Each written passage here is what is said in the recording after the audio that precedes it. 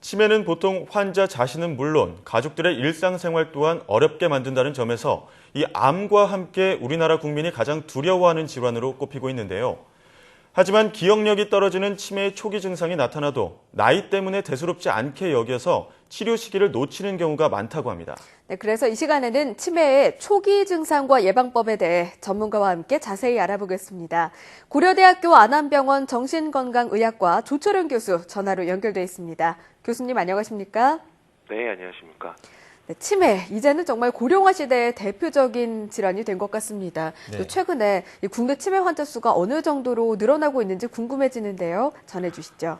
네, 실제로 외래에서 보면 치매 환자들이 상당히 많이 내원을 하고 있는데요. 네. 통계 자료를 보면 그 건강보험 심평원 자료를 보면 2009년도 기준으로 한 21만여 명이 내원을 했었는데 2013년에는 거의 40만 명이 넘는 환자가 치매로 내원을 했다고 알려져 있거든요. 예. 그래서 지금 증가율을 보면 연평균 증가율이 한 17%, 그러니까 한 2025년에는 한 100만 명 정도의 치매 환자가 발생할 걸로 지금 예상을 하고 있습니다.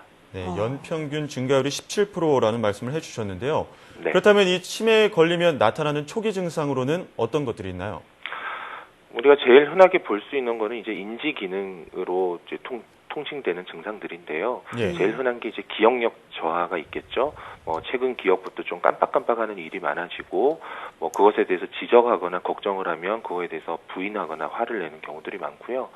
그 밖에 이제 언어 장애 같은 게 있어서 이름이 잘 떠오르지 않는다던가, 네. 아니면 자주 다니던 길인데 좀 헤맨다던가, 계산 능력이 좀 떨어진다던가, 이런 좀 인지 기능들이 좀 저하되는 양상들을 초기 증상으로 보이게 됩니다.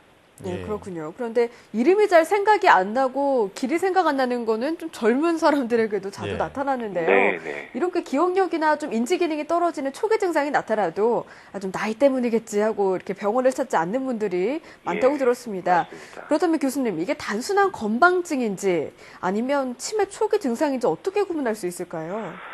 그게 이제 사실은 제일 좀 어려운 부분이고 그것 때문에 치료 시기를 좀 놓치는 분들이 있습니다. 예. 이제 일반적으로 우리가 건망증이라고 할 때는 상당히 이제 일시적으로 나타나는 거거든요. 그래서 좀 사소한 일들에 좀 기억력이 좀 떨어지지만 집중해서 생각을 하거나 누군가 힌트를 주면 좀 금방 기억을 하는 특징이 있고요. 무엇보다도 더 중요한 거는 점점 진행이 되거나 그러진 않습니다. 근데 이제 그와 반대로 치매는 비슷한 양상을 보이지만 힌트를 줘도 잘 기억을 못 한다던가 스스로 그 건망증이라고 걱정을 하는 일은 별로 없고요. 무엇보다도 이제 건망증이라고 생각을 하지만 이게 계속 지속이 된다 그러면 치매 초기 증상일 수 있지 않을까 좀 걱정을 하는 게 오히려 더 나을 수 있습니다. 예.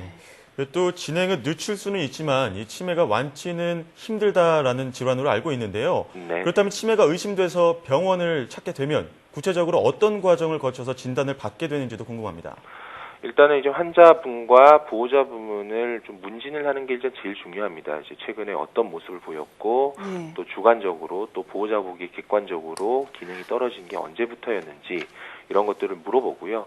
의심이 되기 시작하면 이제 신경인지 검사, 간이 검사부터 좀 더 복잡한 검사까지 좀 시행을 하고 그 원인들을 찾기 위해서 혈액 검사나 여러 가지 뇌 영상 검사들을 시행을 해서 진단을 좀 내리게 됩니다.